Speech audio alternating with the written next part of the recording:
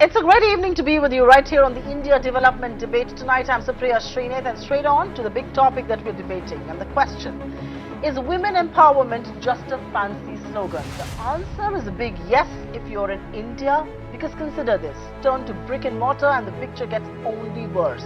And despite the call for 33% reservation, there are only 64 women MPs in the 542-member Lok Sabha. Visiting US First Daughter Ivanka Trump may be making politically correct noises at the Global Economic Summit, which has women first and prosperity for all at its core theme. But America's track record in women empowerment isn't too inspiring either. It's not just about the numbers, it's been never a fair play for women at work, especially in India. While the country has made some progress in breaking the glass ceiling, there are still huge disparities for women when it comes to pay parity and promotion prospects. Some blame it on the Indian mindset and the obvious bias, but the fact remains that the country has to go a long way before India can unleash the Stree Shakti to achieve a more equitable development model. Against the backdrop of the ongoing Global Economic Summit in Hyderabad, the India Development Debate tonight puts the spotlight on women empowerment or the lack of it. Gender equity is what we stand for. Thanks very, very much, each one of you, for being with us right here. We're joined by a stellar panel. We've got Zia Modi, founder and managing partner, AZB, and partners. We've got Anuja Chauhan, author and columnist. We've got Upasana Thakur, co-founder MobiQuick. Renuka Ramnath, founder and CEO, Multiples Alternative Asset Management Private. But thanks very much, each one of you, for being with us. And Ms. Modi, if I may begin to talk to you about an issue that's very close to my heart, it's rather emotive. And no, not because I'm a woman, but I do believe that half of India has been ignored for way too long. The Global Entrepreneur Summit has women at its core. The theme and narrative from there is women are needed to make those strides. We make a big deal about gender equity. We make a big deal about gender bender, and some very important voices lending their support to this. But is women empowerment actually just lip sympathy and nothing beyond that? Why doesn't it move beyond lip service?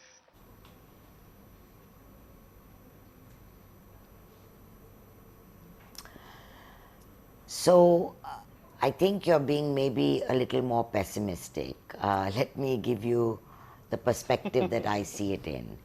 If you and I were having this debate 15 years ago, we would be feeling far more glum than we are today. So my view is that we have a long, long way to go.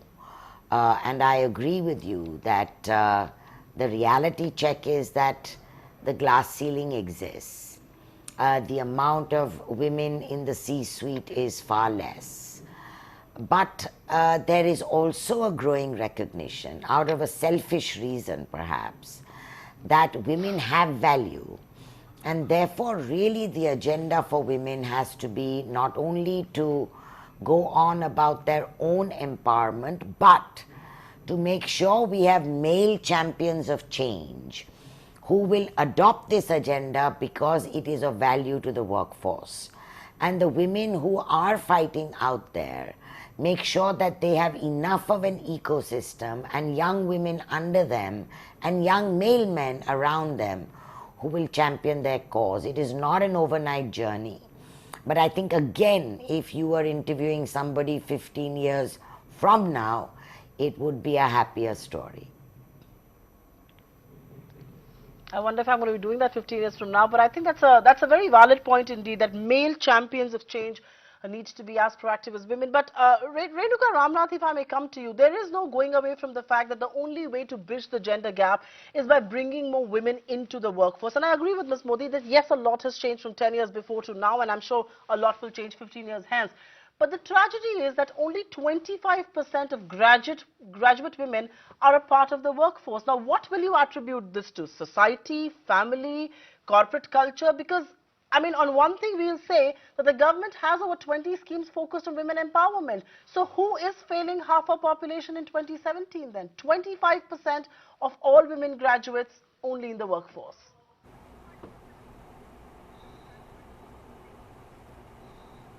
I would attribute this to family.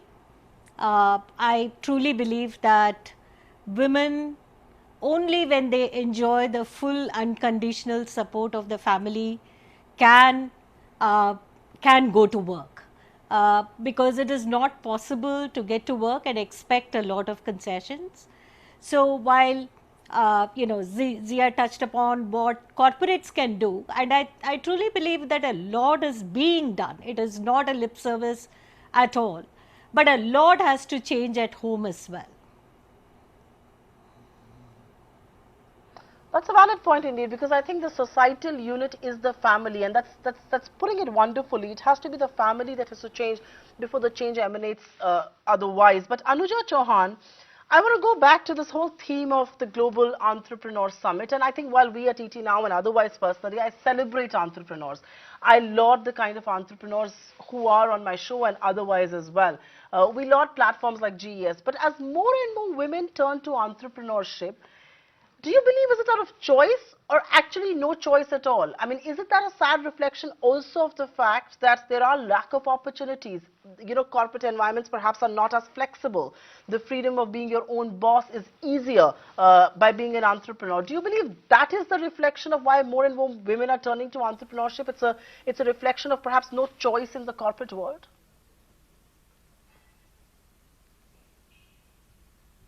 I think yes. I think women are choosing entrepreneurship because of that. Because the hours are more flexible. You're your own boss, and I don't see why that's necessarily a bad thing. I think it's quite amazing. I mean, for example, I'm a writer. I've worked in a corporate environment for 17 years, and now that I write from home, I feel I'm my own boss and I'm doing much better work and I'm calling all the shots myself. And I think women are very good at multitasking. So I think we make better entrepreneurs in any case, because we have those skills of playing a lot of roles at the same time.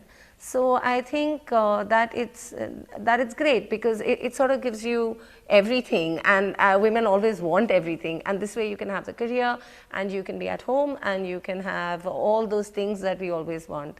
So I welcome that. I think it's good. Okay, you welcome that, you believe it's good, and women want it all. I wonder if they have it all. But let me ask one such entrepreneur, and I think I want to turn to Upasana Thakur right now. Upasana, I want you to add to what Anuja Chauhan says. She believes it's not necessarily a bad thing. You can be your own boss. It gives you more flexibility.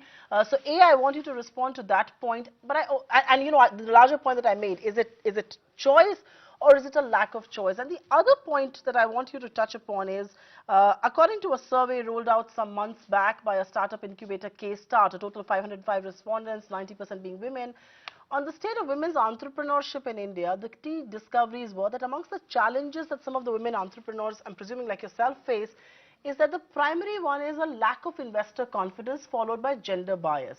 Do women find it difficult to raise money? I mean, how can VCs perhaps enable that? But let's actually first ask you, do women find it difficult to raise money? Is it tough to talk finance? And I know you've been quoted to say it was tough to negotiate with bankers when you started off. Why don't you talk about your experience and also the choice or the lack of it?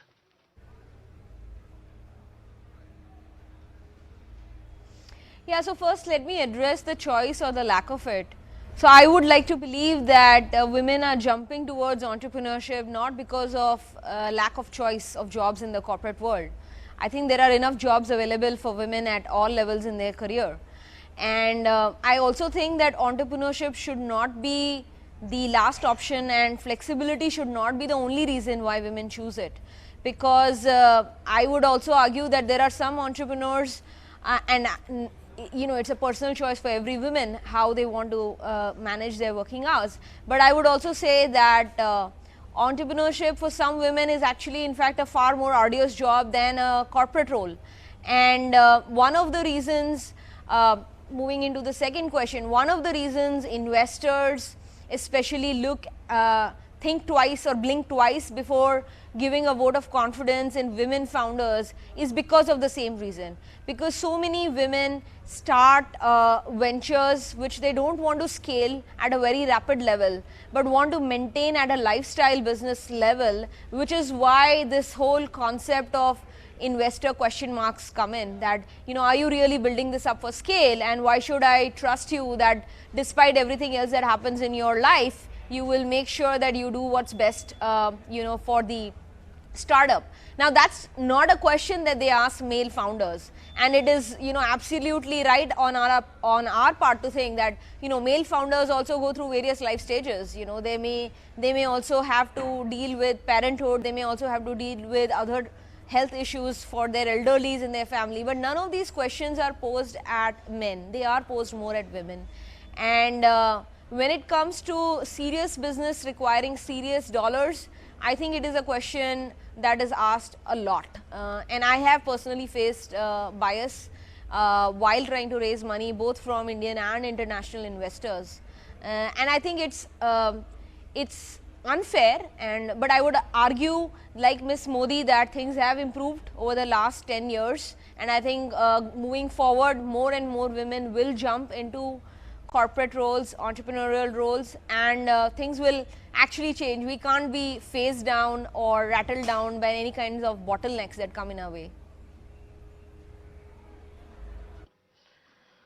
I wanted to take it forward quickly with Renuka Ramnath very briefly. How can investors like yourself address this problem? You know, there's this inherent bias against women and money matters. No, yeah, I would say from my experience, there is absolutely no bias as far as a venture capitalist, private equity investor, or for that matter, even a banker is concerned. I think women sometimes are confused about what their priority is.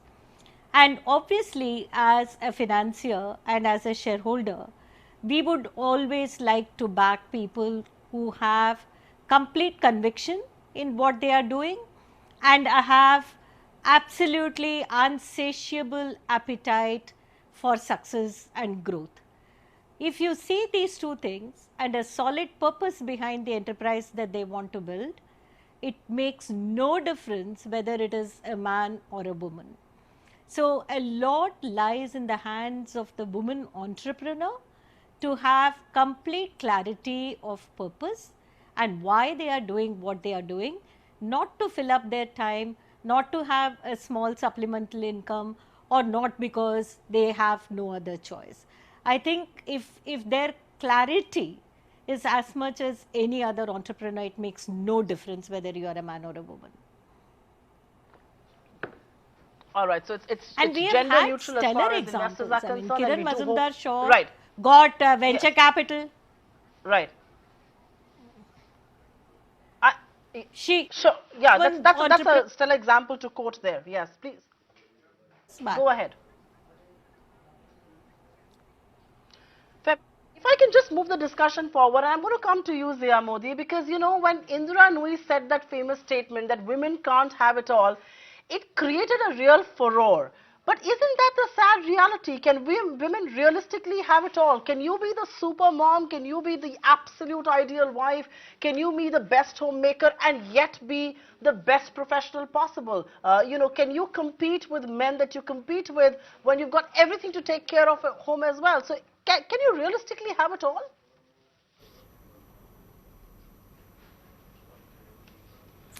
So I agree with Indira. I don't think we can have it all. I think we can get there nearly, and maybe again in the next 15 years get there more nearly. But I think she's right. Our biological clock and our career growth do clash.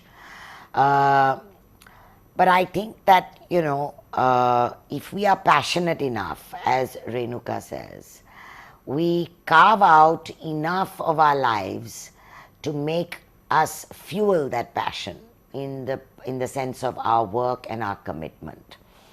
We will always, as women, I think, most of us anyway, suffer from that eternal guilt. It's just a question of how high that portion is or how low that portion of guilt is at a particular time in our career.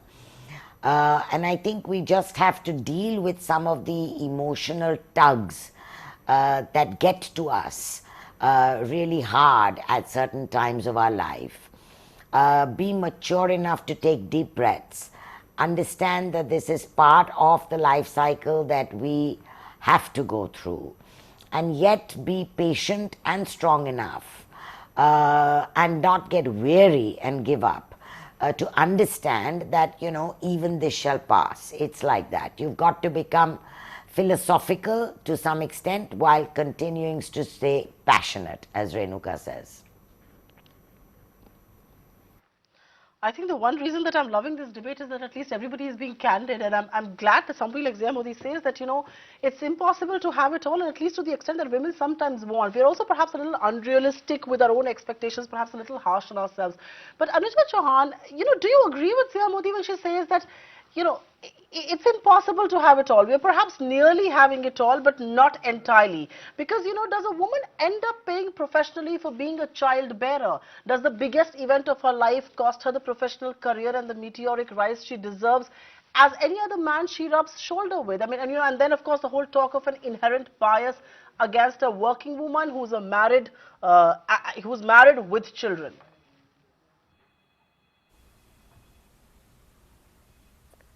See, I think nobody can have it all. I don't think men have it all either. So I think we all have to make very conscious choices and say, I want this, and I'm willing to let these few things go.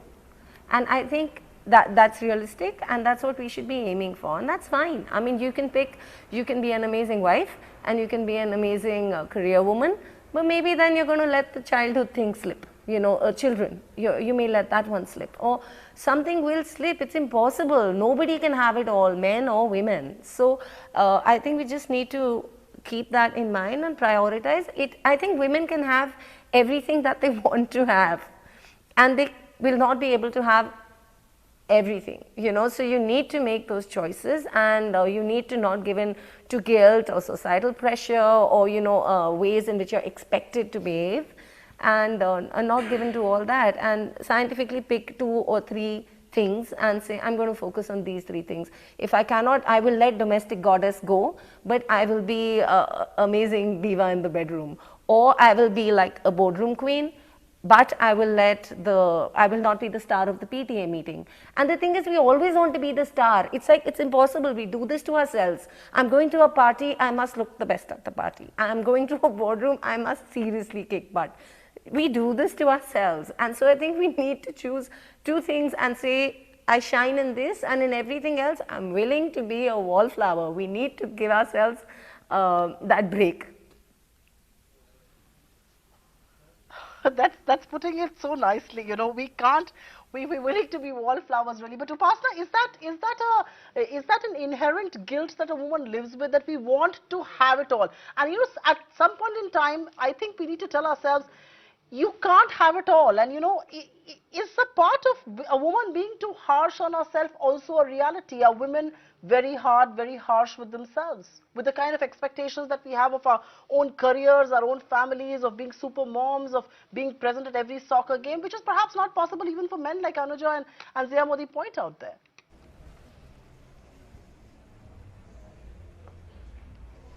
Yeah, I think Anuja put it really well and really nicely. I think men can't have it all either, but the important thing is that they're not guilty enough about it. As a mom, I would feel guilty. So, I'm here at the GES at the Golconda Fort in Hyderabad, but I must have called back home at least 4 times during the day to check up on my toddler and make sure that, he's cared for by his grandma and his father and his nanny, etc., etc. I'm not saying that men don't care, but I'm just saying that if my husband was traveling, he would have called maybe once.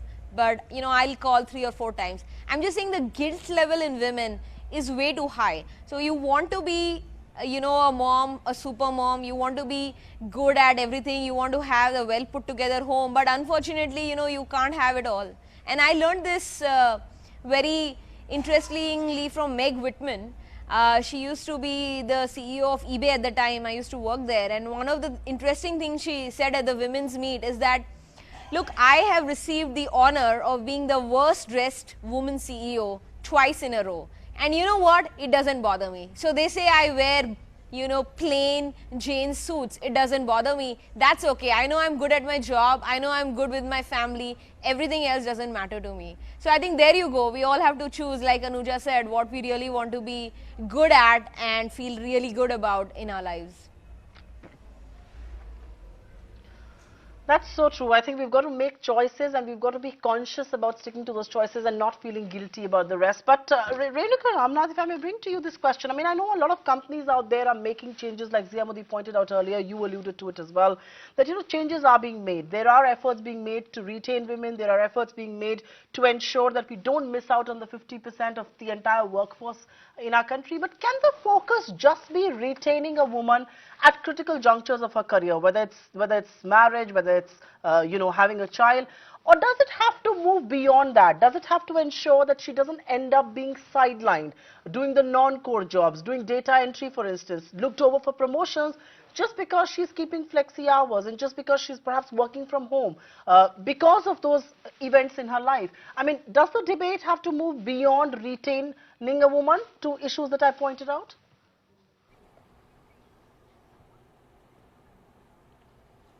Yeah, I think that first of all, each organization develops its own culture and it has to be driven from the top. If the top of the organization believes that women is a load, and when they take maternity leave or if they have to have flexi hours and so on, it costs the company a lot. It is never going to work in those organizations. So, first the culture has to be driven from the top to truly believe that we need to have a plurality at the workplace, and that is good for the organization. Then the support has to come from the peer group as well, in terms of being accommodative, being understanding of a need that your peer is going through because she is a young mom or she is pregnant or she has certain family issues which need little bit of accommodation and adjustment at the workplace. At least speaking about the organizations that I have worked and the organization that I have created, we have created that space for a woman to adjust her personal life and yet have a very, very fulfilling career. I would also say again and again that the responsibility is as much on the woman as she may expect from the externalities such as your boss or the company that you work for. So, if both play hand in hand, then the woman indeed can have it all. Anuja Chauhan, the diversity question set aside, the question about including half the workforce set aside, isn't this also sound economic sense? And if the company goes all the way to address the women employees issues, they're likely to get long-term employee loyalty in return. I mean, if a company goes out to do something for me, it's much likely that I will want the company to do well and I will be able to give my 100% when I get back to doing my 100%. Why does corporate India perhaps miss this point? No, no, I think you're absolutely right. I think that as a sex, we have more fidelity. We are more loyal to a company. If someone's good to us, we will hang around for the long run. And people don't realize that. But, it depends on the place where you work. I mean, in my workplace, I was a writer and everybody said, brief Anuja now, she's pregnant, she's really good when she's pregnant. It was actually something that they believed and I felt it was even true. I was writing better. And I've seen that with many other, young creative women when I'm working with them, and they have a special buzzy thing going on, especially when they're expecting. But maybe that's, that's a personal thing, and maybe that doesn't happen across the board.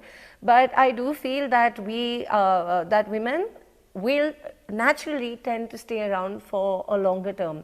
And this company was good to me, and so I was there for 17 years because I felt it was that kind of equation.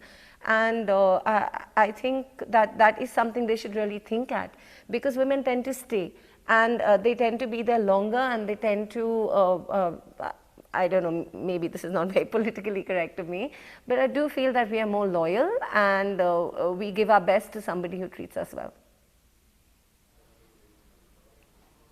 I think the fidelity point comes back to us, and I don't think a pregnant Anuja Chauhan just writes well. I think Anuja Chauhan period writes well. But Zia Modi, let me bring to you this question, and just to argue on the other side, how must organizations manage what is worker efficiency versus worker welfare? Because for obvious reasons, and you can't blame organizations, they look at rationalization of workforce. They are keen to maximize productivity, and yet they have to manage the whole welfare demand, a 6-month maternity leave to just talk about.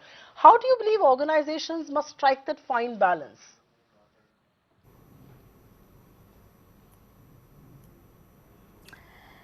I think there is no one size that fits all. I think every organization will be feeling its way around with the 6-month policy. A couple of thoughts that can work is basically to figure out that to worry about a 6-month leave in what could otherwise be a hugely loyal, successful career in your workplace by a strong, intelligent woman is probably a relative blip. I think that, at least in our firm, law firm, I feel a lot of the women would come back very reinvigorated. We have instances of people who have wanted to come back before the 6 months are over. And I think it's a matter of letting them know that forget the 6 months, even going forward, a kid is, not an adult when he's 7 months. The mother is going to run into crisis. Our DNA is such that we will think of quitting if we cannot handle the guilt. And therefore, I think the ecosystem of the workplace has to be such where all the males who are in management and obviously the females send out the message that, look, we've had wives, we've had children, we know what the story is, we understand that there's a client, there's deliverables, but we are there to support you for this certain time of your life. And frankly, I've never seen it become so problematic. It's all in the way you approach what is not a problem, it's just a life cycle. And if you stop thinking of it as a problem and as a weakness and as a deficiency, but just something that's going to find its way naturally into another system, and things will pass, and the stress of the woman, if it is contained, is the most important. That's the time she really decides to make a choice, and the choice is almost always to quit the workplace. Yeah, and that's unfortunate, and I wish that wasn't true. I wish a woman wouldn't have to go for the door. But Upasana, the one thing that Zebadi said now, that men and women, does this debate also have to boil down to men as champions of change? It can't be a battle that a woman alone fights in the workplace. Renka Rana talked about family being the absolute unit where the change begins. It also has to do with men, both at work and at home. So it has to be male agents or male champions of change too.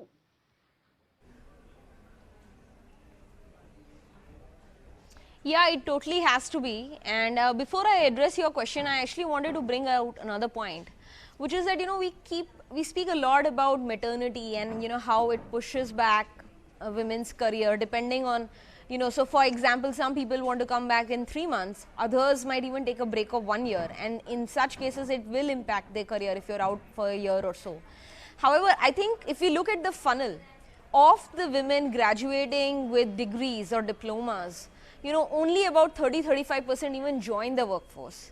And then, at every stage, people are quitting jobs when they are not even engaged. Forget about they have gotten married and want to relocate. And, relocating and getting married should not be a reason to not look for another job and get started again.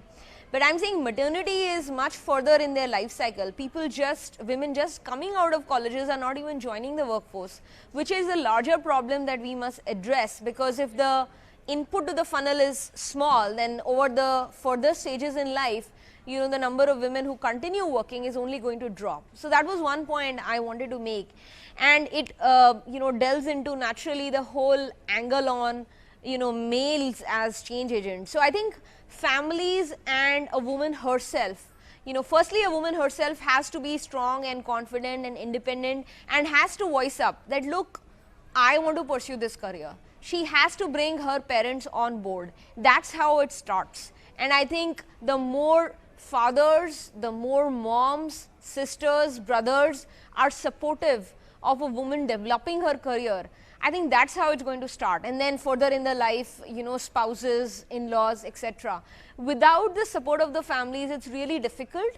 But I have also seen in some cases women, you know, venturing out of being, I have a friend who is the first woman to be educated in her village with an engineering degree. She went on to move to Chennai to take up an engineering role. She further went on to move to the States to work for PayPal. And of course, she had friction when she was trying to do this. But the most important thing was that her parents were on her side. So she was able to convince everybody else and move forward. So I think family and male change agents are really important, because, you know, it's a society we live in. We have to deal with these people. Right. I have quick closing comments from each one of you, and Renuka Ramnath will quickly come to you on this.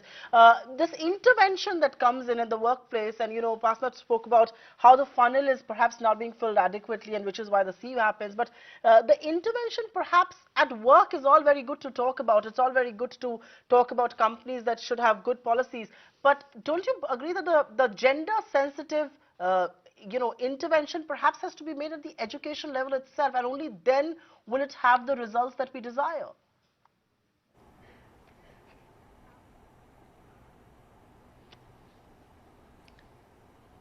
Sorry, I didn't get your question. What needs to be done at the education level? The intervention for gender sensitivity, I'm presuming, has to be done at the education level for it to have the desired results, and not when you enter a career, not at the workplace only. Yeah, no, I have a slightly different point of view. I think the more we keep the gender issue natural, better will be the results.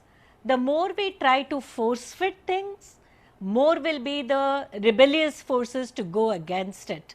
So I would like that both at workplace and at home, boys and girls, men and women are dealt with equally and are allowed to live with as much natural, you know, kind of ambience as possible, rather than create artificial, unsustainable environment. Okay, fair point indeed. Quick last question to Zia Modi then. And one of the biggest pillars, Ms. Modi, of women empowerment is legal aid. And as somebody who has a lot of exposure to that, our legal mechanism is skewed in favor of women, whether it's personal issues like dowry, sexual harassment, domestic violence. Our laws are good. And even then, we see such rampant cases of crime against women. What explains that? Is it no fear of law, or is it more societal at one level?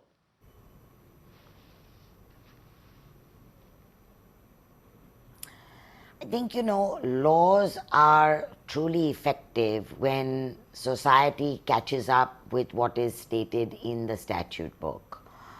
And I think India's story is one where society is still catching up after centuries of different behavior with what modern day legislation mandates.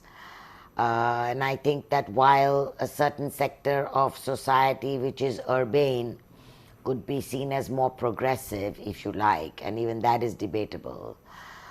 When you go to the villages, the smaller towns, just years of brainwashing, centuries of thinking a certain way, you can't change it overnight and become modern in that sense.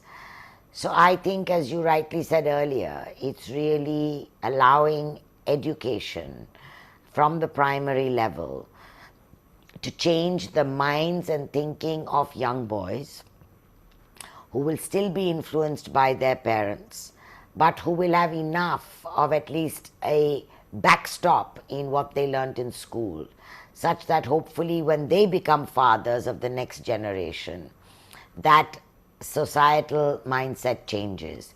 These are slow things. They don't happen overnight. And even in our truest of what we call progressive societies, very often you scratch the skin and what comes out are the same prejudices. So I think it will take a long time, but the key is the commitment to want to change and the awareness that the change is required. All right, a quick last question to Anuja then. Anuja, in a year when bro culture has dominated conversations in Silicon Valley and otherwise, and more Weinsteins are tumbling from every industry, shouldn't there be dedicated dialogue on this topic? I mean, one key detriment that drags women down is workplace culture. How are you going to explain a bias where a man who does well is an achiever and an ambitious and a woman is aggressive?